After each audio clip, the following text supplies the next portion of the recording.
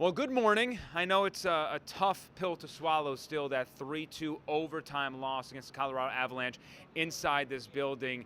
Nazem Kadri, who makes his debut, the 9th player ever in NHL history to make his Stanley Cup Final debut and score the OT winner. But John Cooper only took one question at the post-game press conference, and it looks like it maybe should not have been a goal.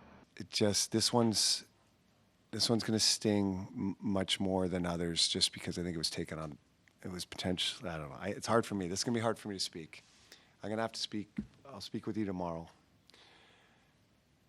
You're going to see what I mean when you see the winning goal. Yeah, too many men on the ice, something that Tampa Bay's been called for a lot in this postseason, and now Colorado, 6 men on the ice, you can count it. That goal probably shouldn't have counted, but we don't know what would have happened after that. It's not like Tampa Bay was playing well up until that point. Exactly, and that's the thing. I think it's a legitimate gripe for John Cooper. It's a legitimate gripe for Lightning fans. But again, you were watching overtime. It was a horrendous effort from the Bolts. Colorado was the only reason that game didn't end earlier is because Andrei Vasilevsky was otherworldly. Seriously, and you know what? Shout out to Darcy Kemper. He kept them in that game. He kept the Avalanche in that game.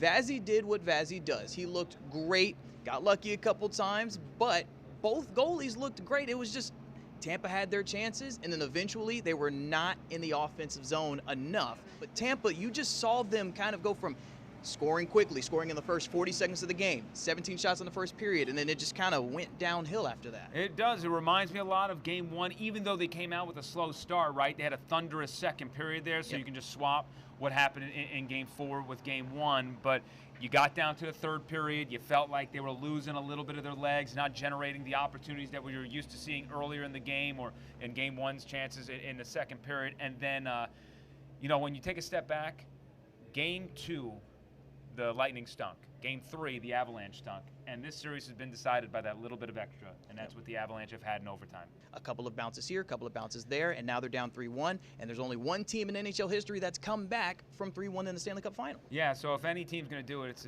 the Tampa Bay Lightning, but they have to really stick to what has gotten them to this point. I don't think they played too poorly of a game overall. I think they lost their legs a little bit. I also think the penalty kill has been brutal. I mean, and give credit to the Avalanche. Their power play is just humming right now. So the special teams is certainly the difference maker as well for the Avalanche. But overall, it's just going to take a little bit more. If you're not blowing them out, it's going to come down to crunch time. So you just need a good bounce here or there, and that could be the game winner.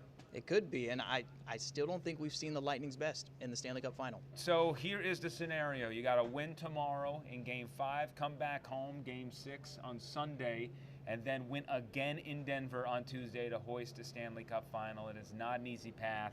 These guys are beaten up. Cirelli left the ice. Chernak left the ice. Hagel looked like he got injured in overtime. So they are hurting, but, you got to still play those 3 games. So we will see what happens in Denver tomorrow.